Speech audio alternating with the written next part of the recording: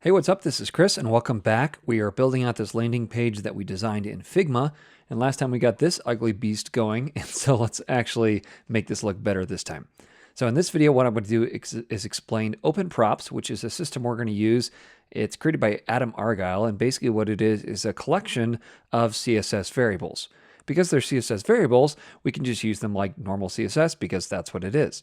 But it does give us kind of a design system to use so that we're not having to generate a bunch of random classes ourselves or kind of make design decisions about padding and sizing and all that kind of stuff. Now, before we get going too far, I want to do one thing, and that is come down to our nav bar component we created. We added this little section right here, which number one should have been query selector all because there's only one of these classes. And number two, I had forgotten that I decided not to do that. So we're just going to kill that. If you followed along last time, you can go ahead and just strip that out of the code. I was going to apply some special styling to the current page, but since we only have one page in this design, we're not going to worry about that. Now, before I start explaining how to use open props, let's go ahead and just do some basic styling that we know we're going to need. Let's get rid of that ugly thing. So let's come back to our base layout. We added, let's see, I guess it was back over this way. Yeah, right here. So let's get rid of this. And now let's go ahead and open up our CSS. And that was just our global is what we had here. And I'm going to erase all of this and I'm going to add in a couple of things. First of all, I've got a font that I'm pulling in from Google Fonts. You can just go and search up Enter and then go ahead and grab the 400 and the 600 and it will give you an import tag in the sidebar. You can just grab that and paste it right here. And then this is a basic clear that just sets box sizing to border box and margin and padding to 0 so things will act a little bit more predictably. And then finally, I do want my image, picture, and SVG tags all to have a max width of 100% and a display of block. And again, that's just kind of how I prefer to work with images. And I can always reverse this on a single element if I need to. But the next thing I'm going to add in is some root styles. If I come back up here, let me just walk you through kind of what these are. We've got some colors, and that's most of what all this is to start with. And that is, we've got a background alt, text alt, muted, white, accent 1, 2, 3, and gradient. Now these parallel exactly with the colors that we added in Figma. In fact, if I come over to our Figma file, here they are right here. And all I did was grab all of these from here. And if you want to see them in a different style, you can come in here and see HSL right here. And I prefer to work with them in HSL for a couple different reasons, but the biggest one is that I can quickly add opacity to it the way I've set it up. Now, Open Props does actually include a bunch of default colors, but we've already done our design, so we don't need their colors. And because we're using a just-in-time engine, it's not going to hurt us to just ignore them, and they'll never get compiled.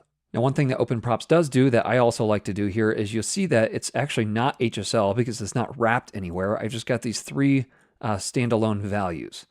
The nice thing, though, is if I want to add an opacity, whenever I wrap these variables in HSL, and then I wrap them here with a var and the name of the variable, I can then just do a / and an opacity number.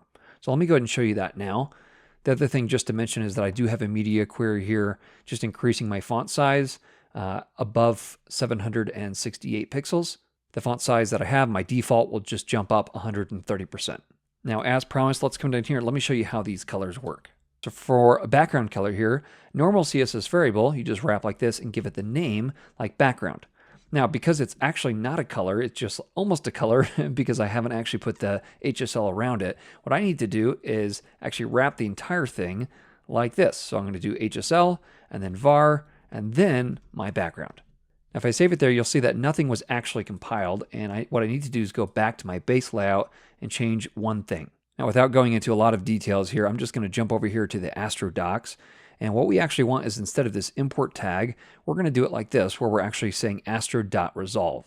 What that does is point Astro and tell it basically exactly where to find our CSS file. I'll let you read about kind of the different ways to do it, but you can see here when I come back, it has already taken effect. Now, as I mentioned, because we set up our variables that way, I can very easily come in here and just do like a / 0.2. And now I get a very kind of opaque dark blue, or 0.6, same kind of thing. So setting it up this way just gives us a lot more flexibility when we're building out the design because we don't have to kind of come up with these variables up top. We can just wrap everything in HSL for the normal color, and if we want an opacity, we can very quickly get that ourselves. All right, now let's go ahead and come down this way, and I'm going to add a couple more things to this body. First of all, up top here, let's go ahead and add a font family, and this is going to be Enter. That's the font that we pulled in up top from Google. And then sans serif as a backup here. And then font weight, this is just the default for the entire site, would be 400. And then I want my line height here to be 1.65. Generally speaking, like 1.5, something like that is a good default. I want this to be even a little bit better spaced out. Now, I do want to set one default for the size, which is a max width. This is something I like to do to set it to something like 2000 pixels, especially if people have ultra wide monitors. If you don't set some kind of max width, it can go forever long in both directions. And maybe you'd want to set this for like an inner wrapper and just leave the body to be full and have that dark background color, whatever you want. That would probably work just fine. But just to make sure it's in the middle on like a massive screen like that, I would say auto. And then I want to set a default color for my text. And this is just going to be my HSL var of text, which is that real light white color. Now my links obviously aren't picking that up yet, but we will do that in a second. I think I actually might change this line height too, just make it maybe a little tighter. I think that still gives it enough breathing space, and I'm relatively happy with that. Now before we do too much more, let's go ahead and move back to our base layout, because what we've been styling so far is this body tag, but you'll see we've got a bunch of stuff in the middle here. Now all of our content that we're going to be pulling in that we haven't added yet is going to be inside this slot component, where this slot component is. I want the nav bar to always stay at the top, and I want the footer to always stay in the bottom, but I want this whole middle section to have spacing between each of the different components that we're going to build. So the way I'd like to do this is to actually wrap this in just a div with the class of wrapper. Now you can do that very quickly if you already have something selected in VS Code by hitting Command-Shift-P and then searching for a wrap with abbreviation. Now that's already kind of selected by default for me, but then you can just type an emit abbreviation like that and hit enter, and it will confirm your choice. So now we've got a class, a div with the class of wrapper right there. And looking at this, I think actually what I want is this all the way on the outside, and let's see, this down here. There we go. So that way these three things, the nav bar, the main tag, and the footer tag, will be the direct children of that wrapper. And I should probably indent these a little bit more just so you can see that. And then let's head back to our CSS. I'm going to come down this way, and let's give ourselves a little more space. I'm going to add some comments here just to kind of be able to quickly see what section of our CSS we're in. So this has to do with the layout. We're going to grab the wrapper here, and this whole thing I'm going to set to overflow of hidden. That will be important because we're going to have all those blurs, and we want it to be able to cap off at the wrapper itself. Now I also want this to be a display of grid, and then for my grid template rows, remember I've got those three direct children. So I want auto, 1FR, and auto. Now if I do one more thing, which is set a min height of 100 view height on this, now what you're going to see is happening is that this nav bar takes up only the space it needs, that's auto. The middle section takes up everything else, which right now has nothing in it, and then auto is just left to the footer down here. It only takes up the space it needs, which means my middle section will always take up the middle area. Now all of that content lives in a main tag. This is going to have a display of grid, and then we want to set a gap on this, which sets all the children apart by certain amounts. Now right now we're not going to be able to see this very well, so let's come in here and I'm going to say main and div. This is just temporary. We'll have a background color here of white, and then let me jump back over to my index.astro. This is that slot area. Let's just set some divs here, and I'll copy a couple of these down. Now it all looks white right now, and that's basically because I don't have any gap here yet. So let's come back over here, and I could do like a gap of 3 rem or something like that. Now you can see what's going to happen here is I'm going to have my nav bar up top, my footer down below, and then each of these sections, whatever components I add, are going to have gaps between the sections. And now it's time to really introduce you to open props. We don't have to make all these decisions ourselves. Now we have our basic design here, but if you remember, I used it mainly just to kind of show you Figma. We didn't really nail in all the specifics of every single spacing, but we've got some spacing here. If you grab this and right here and hold down the option key, you see we're at 191 there, 175 there, 175 there. So yeah, around 170 to 190, somewhere there. That one's a little bit bigger. So we're going to want somewhere in that zone. But we didn't get it pixel perfect in our design. We kind of laid it out. We're going to really nail it in or dial it in here with open props. So let's move back over this way. And you're going to see along the bottom here, there's a bunch of different things that we can select that just jump us to the sections that we need. I'm going to choose this sizes section, and it just drops you down here and shows you a bunch of different options. The props themselves are size and then a number, or size fluid, or size content, or size header. Now they give you examples of how to use them, and then they give you examples of how big they are. Now these fluids use the clamp property, which is giving it a minimum value for small screens, a default value that it's trying to reach, and then the maximum value you will allow it to have. Of course, this is just modern CSS, so we could just write this ourselves, but since OpenProps gives us this system, it's really easy just to tap into it when we want to. I'm actually going to choose this right here. It gives me 5 rem on the small sizes and then 7.5 rem on the large screen sizes. Now all I have to do is actually reference this like any other CSS variable. So I'll type var and then size fluid 6. Just like that, if I move back over this way, you're going to see that it spaced them out. Now because we're using a just-in-time engine, if I come over here and look at my elements, and I scroll all the way down, normally if we were using all the open props, they would all be down this way, and I would have hundreds of them to look through. But the just-in-time engine means that only the ones we reference will actually ever be compiled. Isn't that cool? So now just this one is going to be sent to our actual compiled CSS. Now with that open, let's add one more thing. We're going to add some padding here. And up and down, I want this to be my var size fluid 5, and then var size fluid 2. And if I save this, you're going to see not only do I actually get some padding around these divs wherever they went, but I also now see those two show up down below. Now let's go ahead and get rid of all this section down here, and we're going to add a bunch of utility classes. And these will also be under this layout section of our CSS.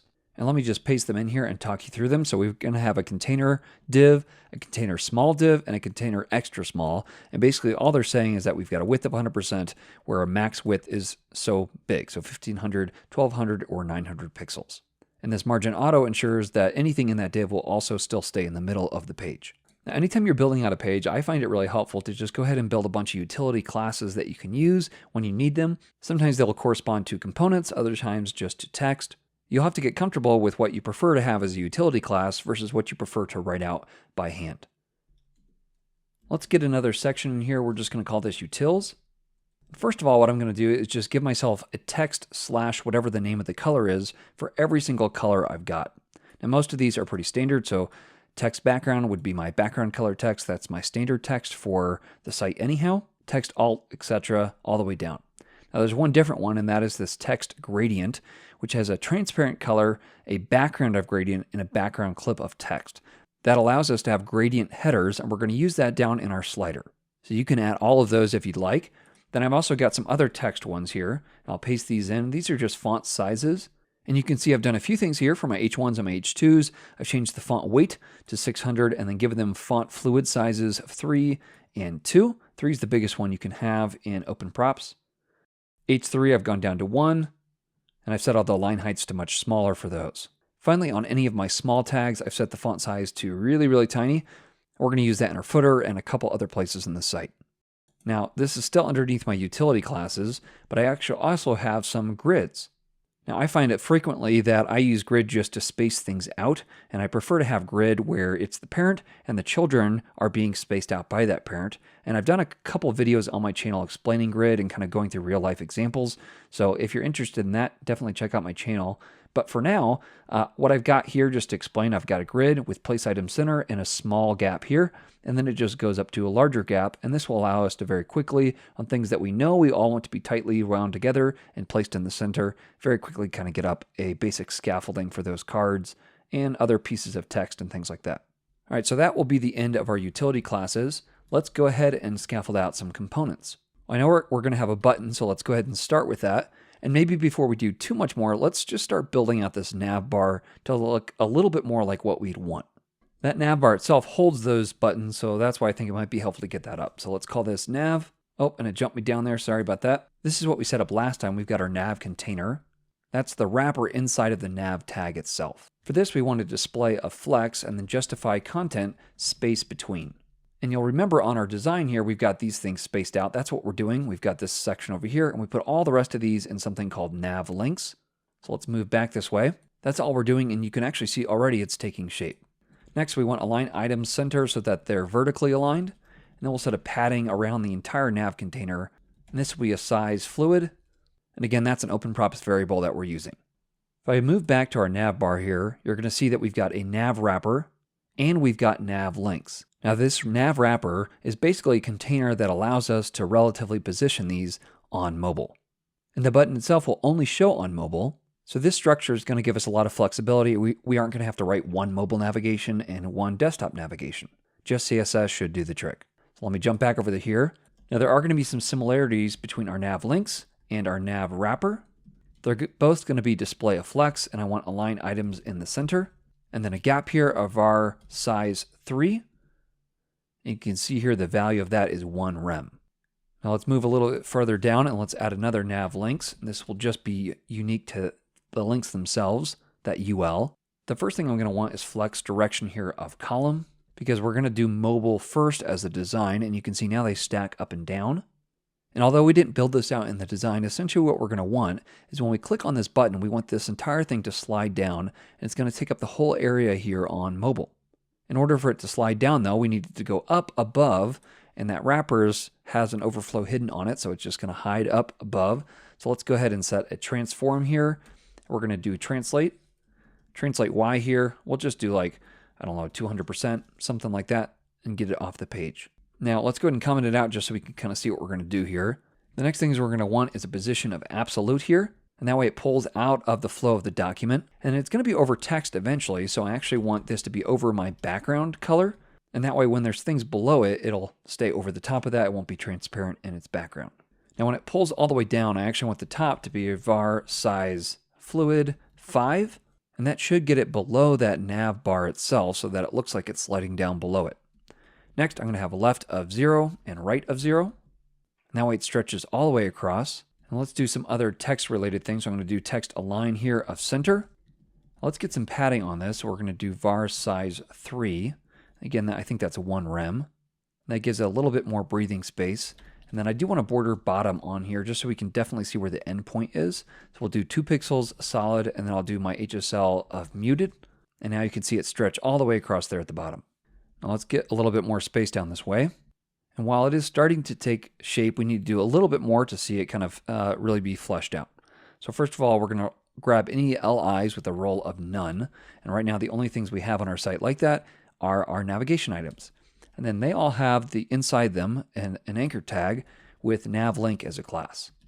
I want both of these to say 100% width and display a block. And then I want my font size here to be our var font size 1. And again, this is from Open Props. And then a lot of this design is based off of a logo that's a certain size. So let's set that. So we're going to set that to a calculation here because I don't really have a size that fits perfectly. And so what I can do is just come in here and say var size fluid, and I'm looking for 8. That ends up being just a little bit too big. And so what I can do is, because it's a CSS variable, I can just do math directly in here. So I'll do 0.75. And that way it's just small enough to where it looks just about right. And now you see that that whole thing looks a lot better. That's how we wanted it to look. Now you might remember we actually want that to be hidden. So let's move back up this way. And I'm going to go ahead and hide it. And last time we set it to where when we click on this, this changes from RE expanded false to RE expanded true and back and forth. And we can actually use that in our CSS. So what I'm going to do is come down here and I'm going to say button menu. When it has an aria expanded equals true attribute on it, then I want to take its sibling that has the class of nav links, which is my UL, and now I want to transform this translate Y. We'll do to 0. If we did that correctly, when I click here, it should slide down just like that. All right, now time to work on these buttons that look kind of nasty right now. Let's move back up this way, and just so we can see them, I'm going to go ahead and comment this out. Let's move back up to our buttons where we started in the first place. I'm going to remove this just because we know this is under our components now. And I've just got a standard button class that all of these have anywhere on our site that are buttons. Here I'm going to set a color here, and I'll have my HSL of white. Then I'm going to have a text decoration of none. I want to get rid of that underline. Padding, so spacing around that text will be size 2. That's up and down, and then var size fluid 4. So that's going to have some more flexibility depending on the size of screen we're on. Now all of those things take on that shape, including the button up top. And just temporarily here, let's add a background color so we can see kind of what's going on here. Maybe we should do something we can actually see the text like gray, because I also want a border radius here, and this will just be our var of radius 1. See, that's a value of 2 pixels, and again, that's from Open Props. Now, rather than you watching me go in here and show you all of these every time we're using them, what I am doing is just looking through these and seeing what we have here. We've got border. That gives us a bunch of different options, including radius, and that's what I used this time. Now you'll notice that these links here obviously show a cursor of pointer. This does not because it's an actual button. So just to make sure that they all work, let's delete this background color while we type cursor of pointer. Now we've got several different buttons And you'll remember that we set like a transparent on some of these and a primary, and we'll have a secondary eventually. So I'm going to just paste these in, and it's just basically giving it a background color, primary, secondary, and muted. Now, because they don't have a background color by default anyhow, they'll be transparent naturally, so I'm just going to leave those alone. We don't really need that class. But we did add it, so if we ever wanted to do anything with those, we've got a class ready for us. And that's just about how we want it to look on mobile. So I can go ahead and close this. Oh, I forgot we took off that translate Y, so we'll put that on in a second. But let's go ahead and change the menu button itself. And here I actually want the background color here to be transparent. And most browsers add a color on background on buttons by default, so that's what we're taking off. We're also going to take off the border. And then I'm going to set this as a display grid and place items center. And that will ensure that that SVG stays exactly in the center. Finally, I'm going to set a padding here inline, so that's left and right here, of var size 2. And you can see there that's 0.5 rem. And that way it's not quite as big, and it actually sits off the page about as much as this does here. So now if I come back down this way, let's put this back on, and we'll see the full effect. There we go. Now that works just fine for mobile, but as we get a little bit bigger here, you're going to see that that doesn't really work for desktop. So let's go ahead and do some stuff to change that up. Let's get big enough here so we can actually see it. And I think I'm going to go ahead and move this section here up top next to this right here so we kind of keep these together. And then let's move down this way. Now you can add your media queries down below, but just to make sure it's clear for you, I'm going to go ahead and add them just right after each of the different elements where we need them. So I'm going to say media here, and then min width, we'll give it 900 pixels. So basically 900 pixels and above, I want to change a few things. Number one, I want to say the Nav Wrapper here needs to have a gap of var size 4. Next, I told you we're going to hide that button menu. So let's go ahead and do that. So we'll do display of none. So if I get big enough here, let's actually zoom out the browser so that it kind of mimics that. Now you see that's gone. All right, next let's come down here, and we need to change our nav lengths now, because no longer should they be stacking up and down. We actually want the flex direction to be row now. And you see now they stack right across, which is perfect. Next, I want to revert their position back to static, which is the default, so they're not out of the flow of the document anymore. And then I want to translate them Y0. And because technically we still have an ARIA expanded true on that button, they were already kind of down at that anyhow, but normally they would have been way up above. And then we'll do border of none. We'll get rid of that. Padding of 0. Inset, which is the same as saying top, left, bottom, right, all that, we're going to set back to initial. So we're setting a lot of this back to defaults. And then I'm going to set the background color here actually back to transparent. When we have blurs and things like that, sometimes that will get in the way. And the last thing I need to do here is I'm going to change some things about our buttons themselves, but just the ones in the nav bar. So our role of none, so both the LI basically and that anchor tag I need to change back. The nav link as well. We're going to do a width of initial. Then I'll do a font size here of var font size 0. All right, when you look at that, we have a media query, just a single one here. And now when we get a little bit smaller, this snaps into place. We can snap that out this way. When we get a little bit bigger, and now it spreads across, and either way, it's working really well for us. So we're going to call that nav bar done, which is great. Now let's go ahead and work on this footer section, and then we'll do the header, and we're going to call this video good. So let's come back down this way, and I'm going to add a section here for the footer. Now this is not going to take as long. You'll remember we had just a footer tag here, and inside here, I think we just had a single paragraph tag. Let's look. This was in our base layout. If I come down here, yeah, we've got a footer with a small tag. That was it. If I come back over this way, let's just set this to display of grid and then place items center. That should put everything in the middle of that footer, and it does if you can see it all the way down there. I do want a padding around this whole thing, and we're going to use, again, something from Open Props, this size 2. The background color, we actually do want to set it to our background here. So background like that. Now my color, I actually want to be my text alt.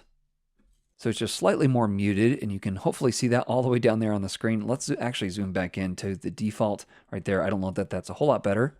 All right, now that's almost done, but we actually had that big blur down here. In fact, if I go to the finalized version here, you can see that it gets definition by that blur. And I just set a blur class on it. So we actually are going to write a little component up top here. Well, kind of a CSS component, more or less. We've got our buttons. Next, let's go ahead and add our blur. So just below the buttons here, we've got a blur. By writing it here in CSS, we can just add this class of blur to anything and basically add an after and a before pseudo element that will create that blur for us. So the blur is kind of the wrapper. It's going to be position relative. And then I want to blur after, and I want to blur before. And both of these, let's get rid of that second comma. We're going to have a content of nothing, but they will be position of absolute. And they're position absolute relative to their parent, which is that blur class itself. Now here's one of those things I mentioned about our colors. So our background color here, what I want is my HSL here, var accent 1, but I want some opacity on it. So I can just do 0.3. And now that background color is going to have some transparency on it. Now, first, to be able to see anything, I want inset 0. And now there you can see it stretching to the full size of that container. Now let's actually put it behind everything. So I'll do a z-index -1, and it disappears. So let's bring it back with a little filter here of blur. And I'm going to set this to 35 pixels. Now you can see there it is. It's kind of rising up. Now for both of these, I want a border radius. And here I want 50%, 50%, and 50%. And that's going to make it kind of oblong. And let's get it to where you can see what that looks like. I actually need to pull one of these attributes off this background color on my blur after. This is actually just for the blur after right here. Now you can see it kind of reduces in intensity because now only one of them has a color. But here I'm going to set a transform of rotate -20 degrees. And now there it is, and you can see it's kind of oblong, and you can see that because of the border radiuses that we put on it. Now all I'm going to do is copy this down. And now for the before element, I'm going to change this to accent 2. And I'm also going to change this not to -20 degrees, but +20 degrees. And just like that, we've got a little blur. Now I've set this for our mobile version, and you can see there, it looks a lot more blurred out. But then I want to change this, and again, I'll just do a media query right here. We'll set this to min width. Hey, Chris from the future here. Sorry to interrupt. I just noticed that after I was done with this whole series that I did this media query wrong. It either needs to be media with just the amount in parentheses or media screen and then you can put the amount in parentheses. But the way I've got it here will do nothing, which is why nothing is changing. And somehow I don't notice that here or in any of the other videos. All right, back to regularly scheduled programming. And here we'll do 768. I'm going to set my blur after and my blur before to filter blur of 120 pixels. Now just to note that you do take a performance hit when you're adding filters, so keeping the blurs kind of as small as possible will help a lot with that. Now you can change that to wherever you want. If you want it a little bit more blurred out or less blurred out, either way should work. Now for most of the sections that should work just fine, but I may want to customize it occasionally, and the footer is one of those times. So let me move all the way back down to the footer. And what I can do here is just take the footer and say anytime I have an after on the footer, or anytime I have my before pseudo element, I only want these to have a height of 100 pixels. And you can see that changes the blur just for that one little section. All my other sections with blur won't have this, just the footer section. I promised one other section, and that is our header. So let's go ahead and head up this way to our index, because remember all of that is going to be inside of here, this slot component from that base layout. And while I could come in here and just write the text directly in here, it would be better just to make this a component because that way I can reuse it on other sections and change out the content if I want to. So let's actually call this hero here, and I'll make this a self-closing tag. And wherever you use a component, that's where you have to import it. So since I'm using it here, I'm going to call this hero, and it won't be in my layouts. We're going to set this in my components, but it will be called hero. So let's save it and get an error and then jump over here and add that. That was called hero.astro. In this particular case, I'm not going to pass anything in, but if I wanted to use this on other pages, I can make each of these things items that I pass in through those Astro props. But for now, I'm just going to say header. And this is going to look very much like standard HTML because that is what it is. I do need to add a class here, and we're going to add one of those utility classes of grid large. If I save it here, nothing's happening, so let's go ahead and restart the dev server. Sometimes you have to do that with Astro. And now there we go. So if I go back to my final design over this way, we've got this section here, and I want this to be its own little grouping here. And then we've got this button and this text right here. So let's come back over this way, and let's go ahead and add a little section for both of these. Both of these will have a class of grid small. Let's duplicate those down. Inside here, I'm going to have an H1 with a class of H1. Now, you might be wondering why I'm doing that. Let me go ahead and paste that in first of all. And there it is. It comes through. Let's close the sidebar and let's get back to our CSS. If I come up here to my H1, you'll notice that for each of these, I actually added them as classes rather than the H1 tags. Now, while the browser does give you default styling for H1s and H2s and H3s and etc., a lot of times you need your actual structure to be different than what the sizes look like. So I like to keep the styling and the actual tags separate, so I'm always using the right tag and then just styling it however I need to. So let's jump back over this way to my hero. Close down that search bar. The other thing I need inside here is a paragraph with the class of text muted. You'll remember we set up a bunch of utility classes for our colors, and that's one of them. Then I just want like lorem, I don't know, let's do like lorem 35, something like that. And now you see it all pulls in just like that. If I start to stretch this out, it's just going to keep going as long as I want it to. So maybe let's add one more utility class. I'm going to call this narrow. And we'll use that to set the width of that section. We've still got this other section with a button and with our small tag. Now what I could do is come in here and add a button like this. And I could just add a class of button on it. And then I could style it however I need it to be styled. But what I'd like to do is actually write another little component, because I'm going to have buttons like this all throughout the site. And while it's not necessary for something like this, I think it's helpful just for the practice of building out these little components. So let's go ahead and do this first. Let's add some front matter here. And inside here, you know the drill. You've got to import this. So we're going to import button from, it's going to be a relative path. It'll be the same section. And it's just going to be button.astro. Now that doesn't exist, so we're going to get screamed at again, which means I probably shouldn't have saved it because now we got to restart our server. But I'm going to go ahead and grab our button here. And you remember how we pass things in. How do we get things from any section to another section? Well, it's with props. And so you pass it in just like an src attribute or an alt attribute or anything else like that. Now in this case, we're going to have at least 3 things we're going to pass in. So we're going to have some text. We'll just say contact me. I think that was our design. Then we'll have a link here that points nowhere for now.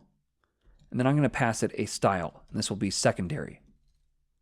You'll remember we set up a secondary class that has button -- secondary, so we can use this style attribute that we're passing in, the style prop we're passing in, to style this in our button component. So since we're already yelled at, let's just come back over here and just keep going, and then I'll come back and restart the server when we get around to it.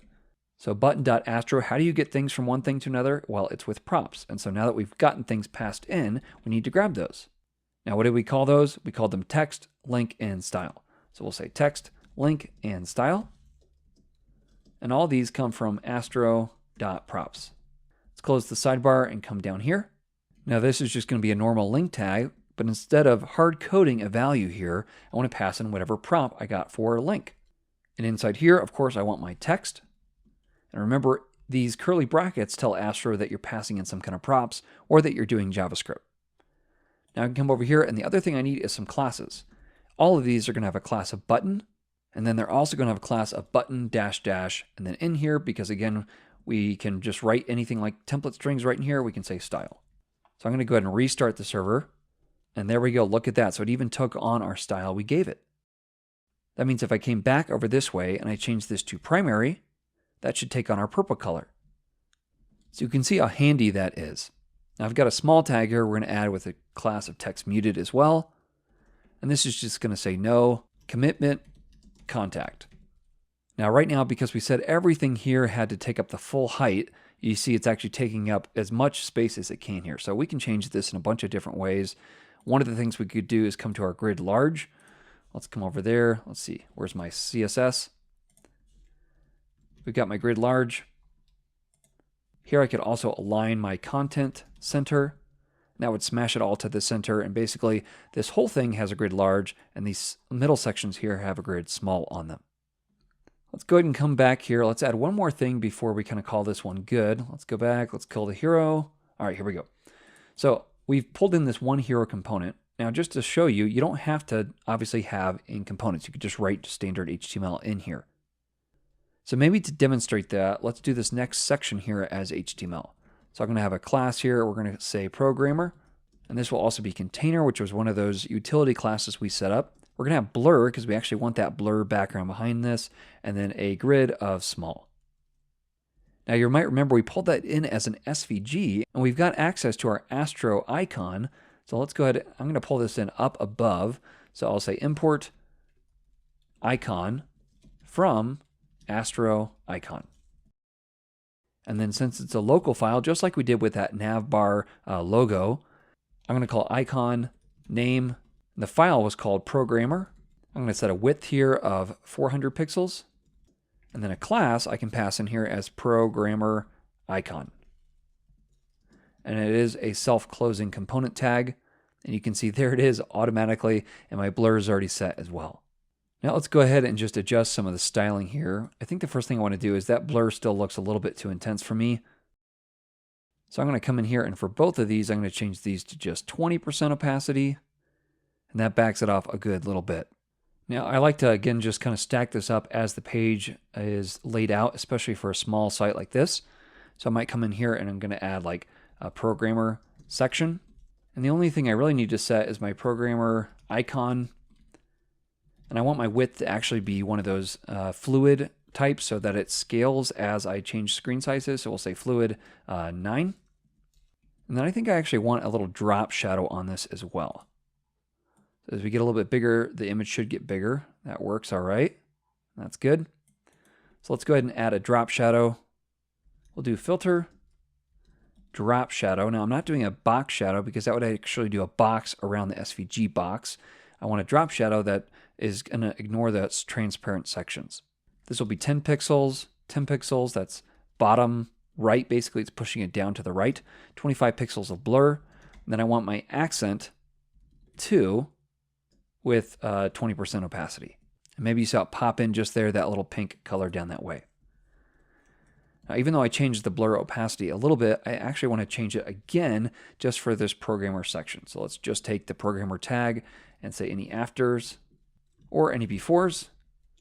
Add a comma there.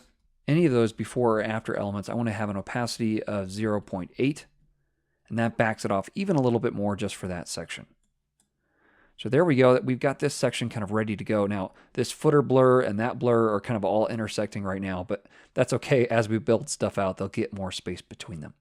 And two things here. Number one, I want to go ahead and challenge you to go ahead and take this section and create your own component out of this. I'm going to leave it just like this, but since you've seen us do the hero component, you've seen me do the base layout, you've seen me add in the nav section, all of those, you should have enough to be able to build that out yourself, and just make sure to remember to import this icon. So I'll let you do that yourself. Secondly, I'm just going to take back what I said. Let's go ahead and just do this, the next little section with those cards. If I come back over here to the finished design, this right here, I think we can do this pretty quickly. And so let's go ahead and do that.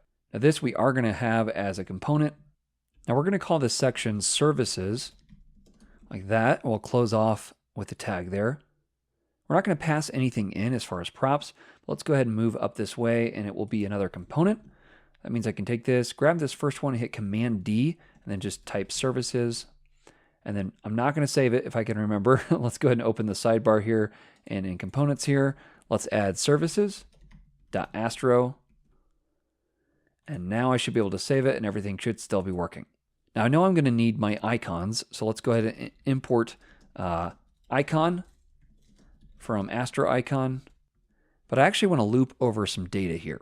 So I'm going to save this, and then let's come to the sidebar, and under SRC, I'm going to add another folder here, and I'm just going to call this data. And because in the front matter, you can parse through data and do whatever you want, it's really quick and easy to actually add just JSON files or even a JavaScript object, import it at build time, and then parse through it quickly, looping through it and creating a bunch of cards. So that's what we're going to do. I'm going to come over here and just add a file here. We'll call it services.json. And I've already got some predefined code here you can grab from the description, but basically let me walk you through what it is. It's just an array, and it's got objects for each of the items in the array. They have properties of icons that actually point to feather icons here. And if I were to come over here and look for code, this is exactly what they're pointing to right here, copy of code. Then I have users and all this kind of stuff, and I just put random titles here, custom coding, user friendly, and then just a bunch of random lorem ipsum. So let's save this, and how do we get this into our services component? Well, it's probably about what you would expect. You just import it. So I'm going to import it, and I can call it whatever I want, but I'll call it data from, and this is a relative path to this component, so I need to go up a level into data, and then there it is, services.json.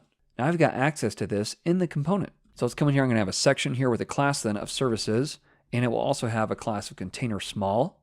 By the way, this whole time I've been using Emmet, and I haven't really explained that. I do have a couple of videos on my channel explaining it, but it comes default in VS Code, and you can get it in pretty much any other code editor, and it just allows you to quickly kind of template out HTML, CSS, stuff like that. Now, when I come back over to my page here, I've got an H1, and it's really important when you're designing out a page to only have one H1 tag. Whatever the size of the text is doesn't matter. You want one H1 tag, and then each section should have an H2 tag, or each major section should have an H2 tag. So as I come in here, this doesn't really need an H2 tag. It's just a picture. In fact, I don't think we actually added an alt attribute to that. So let's come back over here before we do too much more. Let's do alt. Let's call this programmer picture or something like that. I could also do aria hidden equals true because it's not really that important. It's mostly decorative, so I could pass that in as well. And Astro icon is smart enough to just pass those right along to the SVG, and then we'll be in line as well.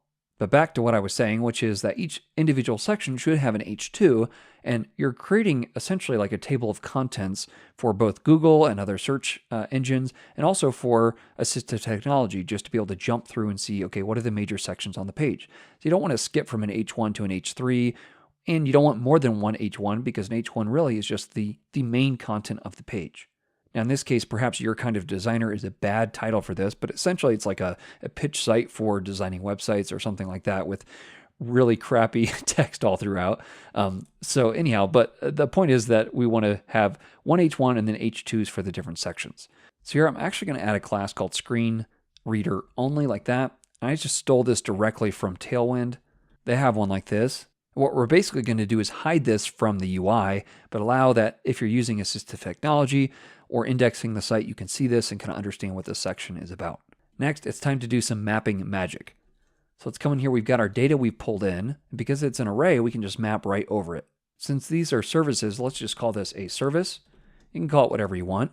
And then here again in parentheses, we're going to add a div with the class of service. And if you'll remember from our finished design here, we've got this icon, this code, and then this section, and then we've got this muted text below.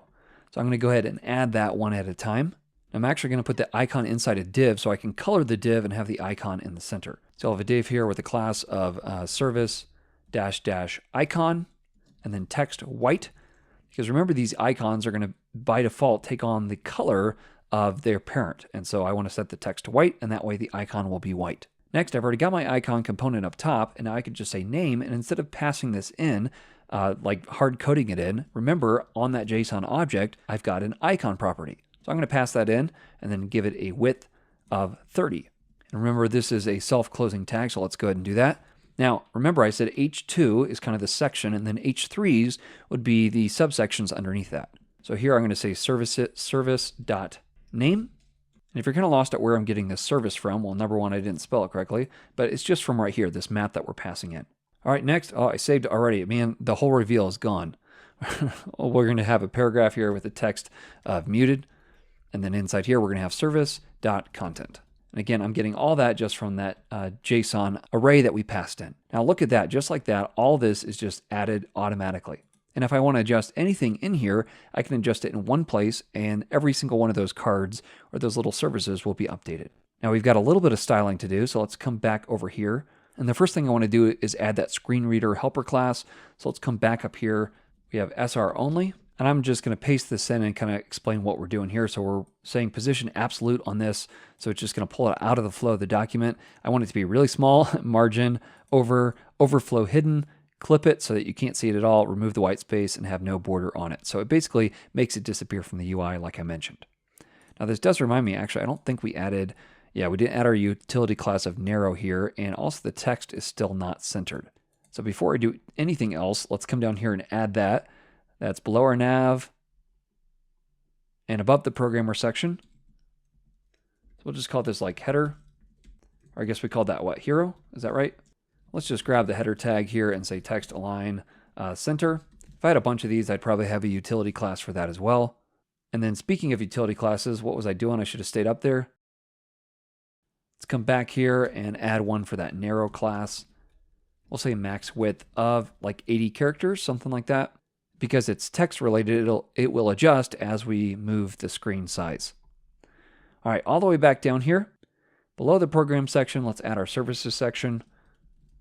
And then I promise we're calling this video a day. So we'll say services, display flex, flex wrap. I want to be wrap. So in other words, when it gets flex, just sets them right across from each other. But when they run out of room, they'll wrap down below. I want them to start at the top of their section. So align items start. And then I'm going to give them a gap on both sides here of var size fluid 3. Now I've just been using gap for both grid and for flex. But the reason I'm doing that is because we've got that auto prefixer and it should apply any kind of things we need. And both of those are pretty well supported anyhow now these days. All right, let's grab those children. So service, we're going to set these to flex of 1, 1, and 300.